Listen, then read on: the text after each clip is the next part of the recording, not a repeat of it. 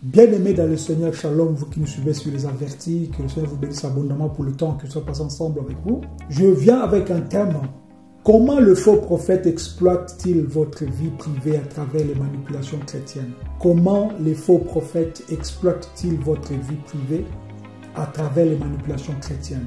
Vous savez que dans le monde chrétien, l'autorité spirituelle est souvent associée à des leaders tels que le prophète, les pasteurs ou apôtres. Mais malheureusement, tout comme il existe les escrocs dans le séculier, dans le monde, il y a aussi des faux ouvriers dans les domaines spirituels. Mais ce qui est grave ici, c'est qu'il y en a tellement de faux prophètes, tellement de faux pasteurs, tellement de faux docteurs, il y a tellement de faux apôtres. Bref, il y a tellement des escrocs dans le milieu chrétien. Ces individus utilisent des manipulations, je vais même dire des techniques de manipulation pour exploiter les adeptes, pour exploiter les fidèles que vous êtes, souvent en s'appuyant sur des informations personnelles obtenues de manière subtile. Ces gens, ils ont la capacité de d'entrer dans ta vie privée sans que tu le saches pour y soutirer, mais pour y tirer, n'est-ce pas, des informations afin de s'en servir comme prophétie, comme des oracles donc venant de Dieu pour vous manipuler. Le Seigneur nous met en garde par rapport à toutes ces choses encore aujourd'hui, parce que je sais que beaucoup se laissent faire puisqu'ils ne sont pas avertis, beaucoup se laissent faire puisqu'ils n'ont pas l'Esprit de Dieu, beaucoup se laissent faire puisqu'ils sont réellement pris au piège. Alors ce message d'aujourd'hui a comme but d'exposer leur méthode afin de t'aider ou aider chacun à se protéger en s'appuyant sur les Écritures. La Bible nous dit que mon peuple périt par manque de connaissances. Peut-être jusque-là, j'avais manqué un élément que je vais te donner aujourd'hui. Alors reste là jusqu'à la fin pour avoir, n'est-ce pas, ta part. Que le Seigneur t'aide à comprendre ceci et aussi que ton esprit puisse être un avec l'Esprit de Dieu, afin que ce qui va sortir de ma bouche te donne réellement la matière à te protéger contre ces escrocs au milieu de brebis. La première question que j'aimerais poser ici, c'est de savoir qui sont les faux prophètes. Puisque lorsque nous allons parler de faux prophètes et leur méthode, nous allons comprendre plus tard c'est quoi alors un faux prophète déjà, pour savoir avec qui tu as affaire. Un faux prophète est une personne qui prétend parler au nom de Dieu, mais qui agit pour des motifs égoïstes ou malveillants. Ces individus ne sont pas guidés par l'Esprit de Dieu, mais cherchent à manipuler, n'est-ce pas, contrôler et parfois voler ceux qui le suivent. Le Seigneur Yeshua dira que mes brebis entendent ma voix et ils me suivent. Mais toi qui me suis, là, en train de me suivre, tu entends la voix d'une personne qui a comme ambition, comme idée, comme projet de t'escroquer et tu le suis sans pour autant consulter la volonté de Dieu. Comme je dis encore une fois, je répète, le faux prophète, c'est une personne qui prétend parler au nom de Dieu, mais qui agit pour des motifs égoïstes ou malveillants. Matthieu chapitre 7, verset 15 nous dit ceci. Gardez-vous des faux prophètes. Ils viennent à vous en vêtements de brebis, mais au-dedans, ce sont des loups ravisseurs. Puisque un faux prophète, son but, c'est de chercher à manipuler, à contrôler, ou même à te voler. C'est comme le diable. Il vient pour égorger, pour tuer et pour mentir déjà.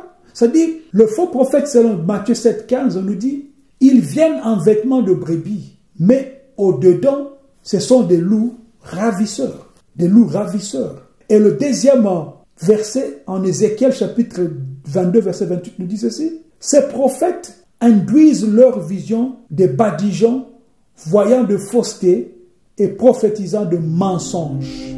Ces faux prophètes, pour atteindre leurs objectifs, ils sont prêts à tout, prêts à tout. Les faux prophètes exploitent souvent la vulnérabilité des chrétiens pour atteindre leurs objectifs. Ils utilisent des techniques modernes, des réseaux sociaux et même de plateformes spirituelles pour collecter des informations personnelles et les retourner contre leurs victimes. Il y a un phénomène qu'on appelle de brouteurs, en Côte d'Ivoire surtout, de gens qui veulent arnaquer d'autres gens en s'introduisant dans leur machine, laptop, ordinateur, téléphone, pour avoir des informations sur des personnes et puis après, utiliser ces informations pour les arnaquer. C'est la même chose que ces faux prophètes qui utilisent des techniques modernes aujourd'hui. Je vous dis, ce sont des choses vraies. J'ai eu beaucoup de témoignages sur ça. La personne qui est venue vers moi, ou bien les personnes qui sont venues vers moi, j'ai déjà demandé leur avis pour citer quelques prophètes ou faux prophètes qui sont connus même. Mais eux-mêmes m'ont dit, non, c'est pas le moment. Ils ont besoin de collecter encore beaucoup de preuves pour venir elles-mêmes, ces personnes, dire des choses que le Seigneur a permis qu'ils puissent voir ou comprendre de ces faux prophètes. Mais quelles sont les méthodes que ces faux prophètes utilisent pour exploiter votre vie privée? Les faux prophètes prennent souvent le temps d'observer les fidèles, les adeptes, d'écouter leurs témoignages ou d'infiltrer des groupes WhatsApp, des réseaux sociaux ou des communautés d'église. Ils analysent ce que vous partagez, vos besoins, vos peurs, vos ambitions, vos problèmes. Il a ça, il a ta photo, il a ton nom, il a tout ce que tu as. Et tu vois que beaucoup de gens viennent avec, c'est-à-dire ils se laissent emporter dans des groupes, des réseaux sociaux, sans pourtant connaître les gens qui sont dans ces groupes, quels sont-ils? Or, parmi ces gens, comme je dis, dans des groupes WhatsApp, réseaux sociaux ou des communautés chrétiennes de l'église, il y a des faux prophètes aussi, des faux frères. Proverbe chapitre 20, verset 19 nous dit ceci. Celui qui répand la calomnie dévoile les secrets. Ne te mêle pas avec celui qui ouvre trop de ses lèvres. Il transforme ses informations en révélations spirituelles, mais en réalité, ils ne font que répéter ce qu'ils ont observé. Tu es dans un groupe, soi-disant, de prières, WhatsApp, tout ça. Et il y a une personne qui vous incite à parler, à dire vos problèmes. Or, quand il dit ces problèmes-là, il y a quelqu'un qui entend ça, qui écoute, qui copie, qui écrit la date, les noms. Et aussi, peut-être il ne parle pas, il ne dit rien, il ne commente pas. Et après, il va chercher là où tu pries. Et bizarrement, il va un jour te contacter pour te dire des choses. Des choses que toi-même tu as prononcées de ta bouche, mais oubliées avec le temps. Que tu les as dit quelque part dans un groupe de WhatsApp. Et lui prend cela comme une prophétie. Et toi, en tremblant, comme tu ne connais pas Dieu, tu vas croire que ce qu'il te dit, c'est vrai. Or, ce sont des mensonges. Des mensonges. Ils essaient toujours de manipuler les gens émotionnellement. Une fois qu'ils ont collecté des informations personnelles, ils vont commencer, n'est-ce pas, à jouer sur les émotions de leurs victimes. Par exemple, ils vont commencer à prophétiser sur des sujets sensibles. Mariage, emploi, santé. Ce sont les trois choses que les gens aiment, n'est-ce pas, ou aiment avoir. Tout le monde aime, ou bien aime le mariage. Tout le monde aime avoir un bon travail. Et tout le monde aime être en bonne santé. Et ils vont utiliser ces sujets sensibles pour, n'est-ce pas, jouer sur vos émotions. Il y a une sœur qui me dit, je vais dire ça comme ça, quelqu'un lui a écrit, un prophète lui a écrit, il a dit que le Seigneur l'aime beaucoup et qu'il connaît ses problèmes, ce qu'il est en train de traverser comme problème. Et que ces prophètes lui a même dit que pour savoir que ce message vient de Dieu, ton mari a eu un nouveau travail et que ta première fille a commencé son école la semaine passée. Et la sœur a sursauté sur sa chaise pour dire comment ce monsieur connaît ma vie. Or, ce sont des gens, des brouteurs évangéliques qui viennent avec, n'est-ce pas, des collections de messages pour atteindre leurs objectifs. Ils instaurent un climat de peur, menace spirituelle va te dire que non, ta tante veut ta mort, ton oncle est en train de te poursuivre spirituellement, ton père, il veut réellement coucher avec toi dans le monde mystique, il y a une malédiction sur ta vie, sur ta famille, il y a une tante dans ta famille qui a fait ceci, qui a fait cela. Ton père avait pris des engagements avec des sorciers de son village pour vos vies. Ne les écoutez pas. Ne les écoutez pas. Lorsque le Seigneur veut aider, veut sauver une personne, il n'a pas besoin de stratégie, ni d'attaques, ou même ni de paroles convaincantes pour que tu puisses avoir peur. Lorsque le Seigneur veut te sauver, il va te dire les choses qui qui participent ou bien qui font partie de ces principes qui sont « répands-toi et ne pêche plus ». 2 Timothée chapitre 3 verset 6 nous dit ceci.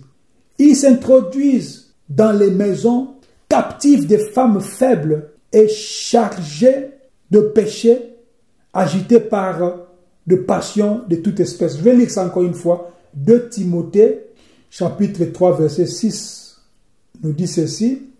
Il y en a parmi eux qui s'introduisent dans les maisons et qui captivent des femmes d'un esprit faible et borné, chargées de péchés et agitées par des passions de toute espèce, apprenant toujours et ne pouvant jamais arriver à la connaissance de la vérité. Vous savez, moi quand j'étais encore dans des assemblées, je me rappelle, je pense beaucoup de gens qui me connaissent, ils savent de quoi je vais parler maintenant là. Il y a un moment que j'avais pris l'engagement, je vais dire, d'aller, donc de rester dans ces assemblées-là, malgré que c'était pas selon la volonté de Dieu, c'était vraiment ce que moi je pensais. Je voulais aider les femmes à bien comprendre la Bible. Parce que je sais que beaucoup de femmes ne me tenaient pas rigueur. Beaucoup de femmes n'aiment pas la vérité, au fait. Beaucoup de femmes n'aiment pas apprendre. Beaucoup de femmes aiment des choses prêtes à porter. Beaucoup de femmes aiment des choses qui ont déjà été faites en avance. Donc pour elles, elles ne veulent pas chercher à la source, en fait, les femmes.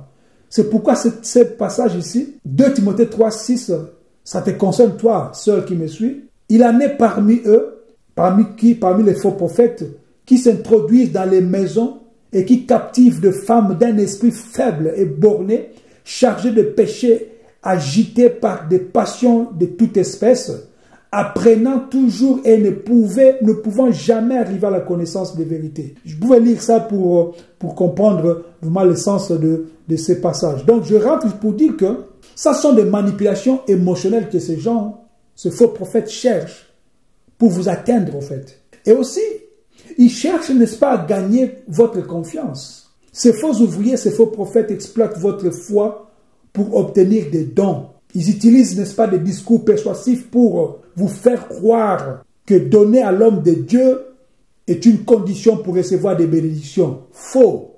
Faux. D'abord, ce n'est pas un homme de Dieu qui te parle. C'est un faux prophète qui te parle, mais ils veulent te faire croire que tu dois donner au nom de Dieu à l'homme de Dieu. Faux. 2 Pierre chapitre 2 verset 3 nous dit ceci. Par cupidité, ils exploiteront beaucoup avec de paroles trompeuses. Leur condamnation est depuis longtemps à l'œuvre et leur ruine ne sommeille pas. Ils sont aussi forts en diffamation et au contrôle. Les faux prophètes diffusent vos secrets, vos faiblesses. Ils peuvent utiliser ce qu'ils savent de vous pour vous humilier publiquement et vous manipuler davantage. Je connais beaucoup de cas, beaucoup de gens en train de, n'est-ce pas, se fâcher puisque un prédicateur parle de sa vie. Maintenant, nous, alors après, lorsqu'on pose la question, le monsieur ou la dame dit que tout ce qu'il a dit là, c'est tout ce que je l'avais dit hier. Il passe devant pour dire quelque chose sans citer ton nom, bien sûr. Tu seras tellement humilié toi-même. Pourquoi tu l'as ouvert ton cœur pour lui dire ça? C'est pourquoi vous devriez vous donner plus seulement à Dieu, allais-je dire. Seulement à Dieu, pas un homme, pas un homme, pas un homme. Jérémie 23, 16. Ainsi parle l'Éternel des armées. N'écoutez pas les paroles de prophètes qui vous prophétisent. Ils vous remplissent de vanité. Ils énoncent des visions de leur cœur et non ce qui vient de la bouche de l'Éternel. Donc ne l'écoutez pas. N'écoutez pas ces faux prophètes. Et la conséquence, bien les conséquences de leur manipulation, c'est quoi? C'est la ruine spirituelle, c'est la ruine financière ou émotionnelle. Tu peux perdre de l'argent, tu peux perdre même ton mariage, tu peux perdre même la relation avec tes frères, tes sœurs, ou tes enfants, ou ton mari. Beaucoup de victimes finissent par perdre la foi à cause de ces manipulations, car ces manipulations sont associées toujours avec des abus, et les faux prophètes, ils seront là pour passer à d'autres victimes. Ils ne vont même pas avoir pitié de toi. Vous savez que Matthieu 24, 11 nous dit ceci. Plusieurs faux prophètes s'élèveront et ils séduiront beaucoup de gens. Et parce que l'iniquité se sera accrue, l'amour de plus grand nombre se refroidira. Ça dit beaucoup de gens aujourd'hui, même si tu perds ton travail, il va te dire c'est la volonté de Dieu. Mais lui, il te demande de l'argent. Et là, ce que je dis, la ruine financière et émotionnelle ici, beaucoup de victimes se retrouvent ruinées financièrement à force de donner beaucoup de prophéties ou des offrandes spéciales. D'autres vivent dans la peur constante de malédictions proférées contre eux. Or, ce sont des voleurs qui peuvent même, ça dit, ce sont des faux prophètes qui sont voleurs. Jean 10 nous dit, le voleur ne vient que pour dérober, égorger et détruire. Mais Yeshua vient Yeshua est venu afin que le brebis ait la vie en abondance. Comment reconnaître alors un faux prophète ou des faux prophètes? Il faut éprouver les esprits. Il faut avoir un esprit de Dieu d'abord. Il faut être quelqu'un, lorsque tu te dis chrétien ou chrétienne, prends ça au sérieux. Même si tu te retrouves parmi des faux prophètes, mais si tu prends ta vie chrétienne ou ta vie spirituelle au sérieux, tu vas éprouver les esprits. Donc la Bible nous exhorte à ne pas croire à tout esprit, mais à éprouver pour savoir si ces esprits viennent réellement de Dieu. 1 Jean 4, 1.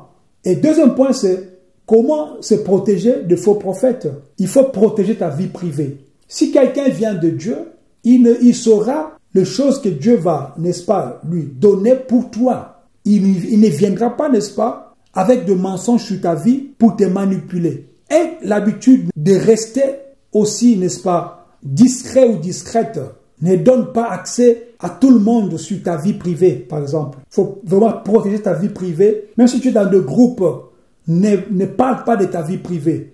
Si tu es avec des gens que tu ne connais pas, ne parle pas de ta vie privée. Parce que c'est là où vous faites une fenêtre que des faux prophètes entreront pour essayer, n'est-ce pas, de vous manipuler, de vous voler, de prendre ce que vous avez. Soyez prudents sur ce que vous partagez sur les réseaux sociaux, sur vos profils. Soyez prudents ou prudentes. Et surtout, dans des groupes ouverts, soyez vraiment prudents.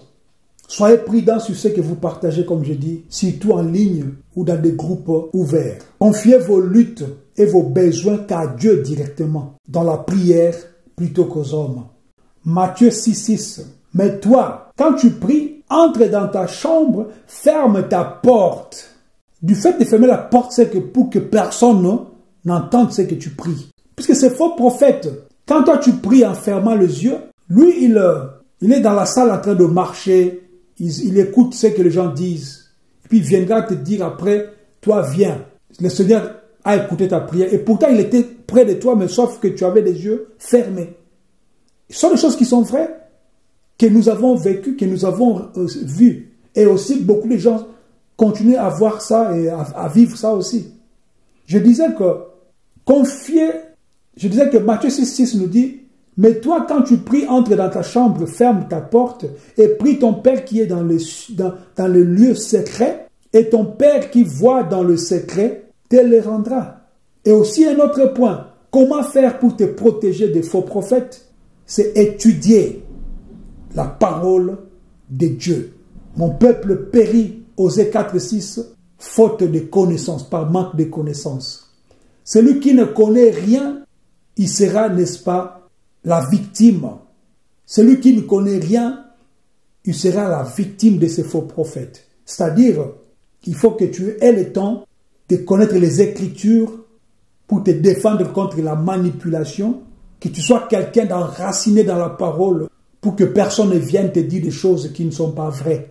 Acte 17, 11 nous dit, il examinait chaque jour les Écritures pour voir si ce qu'on leur disait était exact. Les chrétiens de Béret.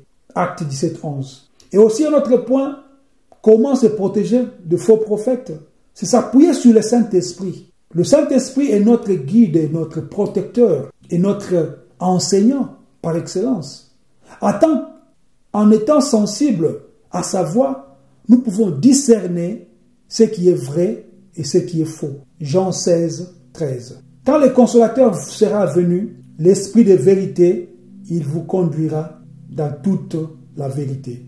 Appel final, c'est pour comment faire pour trouver la sécurité à Yeshua Mashiach. Si vous avez été victime d'un faux prophète, si vous avez été victime d'un faux prophète, ou que vous sentez une manipulation dans votre vie spirituelle, tournez-vous vers Yeshua Mashiach. Lui seul est le véritable berger qui veille sur ses brebis avec amour et vérité. Jean 10, 14, je suis le bon berger, je connais mes brebis et elles me connaissent. À partir d'aujourd'hui, l'action que tu dois prendre pour être loin de ces faux prophètes escrocs, répentez-vous si vous avez été dupé et demandez à Dieu de vous restaurer. Psaume 51, 10 nous dit ceci. Ô Dieu, crée à moi un cœur pur, renouvelle à moi un esprit bien disposé. 2. Action à prendre pour te libérer de ces faux prophètes. Il faut couper toute relation avec le manipulateur spirituel. 3. Action à prendre pour se libérer des faux prophètes. Chercher une communion saine avec des frères et des sœurs sincères et qui sont, n'est-ce pas, enfants de Dieu, pour partager et prier avec eux. Conclusion, les faux prophètes exploitent la vie privée et les faiblesses des gens pour manipuler et voler. Mais la connaissance de la parole de Dieu, la prudence et une relation profonde avec Christ nous donnent les armes pour démasquer et leur résister. Soyez donc vigilants, car Yeshua a prévenu. Matthieu 24, 4. Prenez garde et que personne ne vous séduise. Shalom.